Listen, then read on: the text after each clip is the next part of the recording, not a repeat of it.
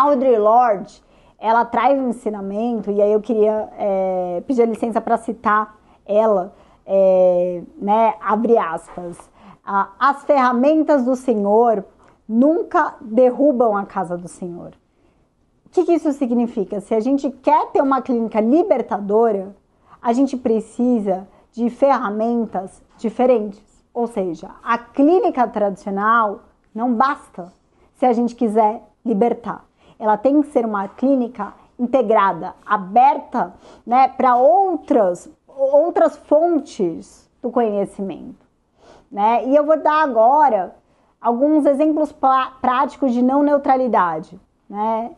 Bom, na minha clínica eu vejo quase todos os dias mulheres que chegam no consultório achando que estão totalmente quebradas, né?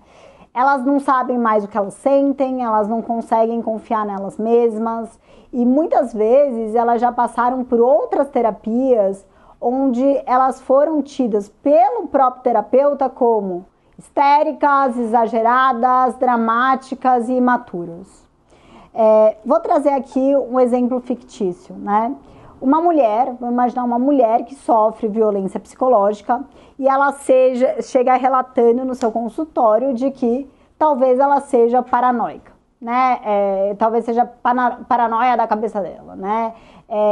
Pelo fato dela estar desconfiando do companheiro dela que está traindo, né?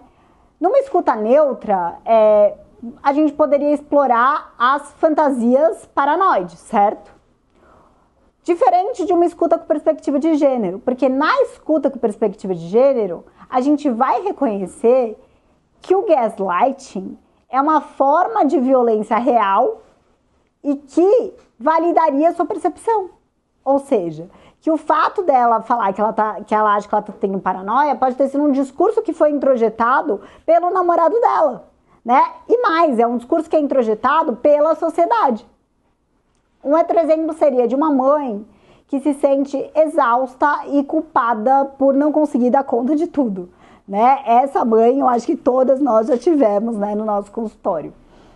A escuta neutra, ela poderia até interpretar isso como uma dificuldade de organização pessoal dela em relação às tarefas, enquanto, sob perspectiva feminista, essa escuta, ela parte de reconhecer a carga mental e invisível que recai sobre as mulheres mães, né?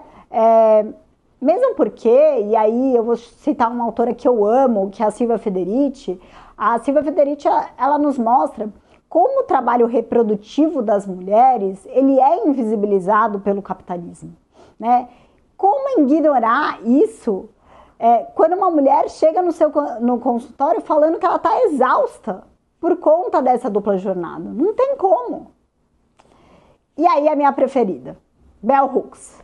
Bell Hooks, ela traz, né, e ela ensina que o feminismo ele é para todo mundo, mas especialmente para aquelas que mais sofrem com as intersecções da opressão. Ou seja, como acolher na clínica mulheres negras, pobres, sem reconhecer que existem intersecções de opressão, sem reconhecer que existem e que essa dor ela tem camadas específicas que se sobrepõem. E diante de tudo isso, é muito importante que a nossa clínica com perspectiva de gênero, ela tenha um posicionamento ético. Porque é por tudo isso que a clínica feminista, ela não pode se dar ao luxo à neutralidade. Porque a neutralidade, nesse caso, além dela não existir, ela é uma omissão. A neutralidade é um pacto de violência simbólica. Paulo Freire, com alguém que eu me admiro muito como educador, né? E como, para mim, ele é o cara do pensamento crítico, embora ele não especificamente feminista, né? Ele nos ensinou que não existe educação neutra. O mesmo vale para a clínica. Ela ou serve para a libertação ou serve para a domesticação. Então, gente, a partir disso, escutar com perspectiva de gênero é, primeiro, reconhecer que sintomas como ansiedade, insônia, crise de pânico ou compulsão não nascem do nada, mas muitas vezes são respostas a contextos opressivos. É sobre nomear relações abusivas sem colocar a responsabilidade dessas relações exclusivamente na vítima. É como nos ensina a Judith Lewis Herman em seus estudos sobre trauma. Né? Eu acho que vale muito a pena estudar particularmente essa autora quando ela fala sobre trauma, porque ela traz muito essa perspectiva de não revitimização. É sobre validar a dor do paciente como real, mesmo quando ela duvida dela mesma.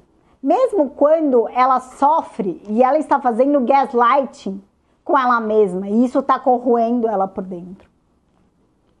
É sobre ajudar a mulher a se escutar com seus próprios ouvidos, e não através do olhar masculino que foi internalizado pela cultura.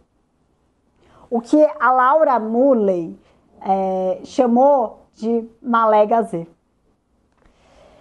Bom, falei muito na aula de hoje, mas para a gente terminar, eu prometo que só vai ser mais um pouquinho, porque eu quero trazer uma reflexão final. Quando Foucault nos mostra que o poder ele opera através de discursos que são aparentemente neutros, a clínica não escapa disso. E é por isso que eu digo, a clínica é política, sempre foi. A diferença é que agora a gente escolhe se quer usar esse espaço para reproduzir o que adoece ou para criar o que liberta. E aí, eu trago a minha querida Audre Lorde.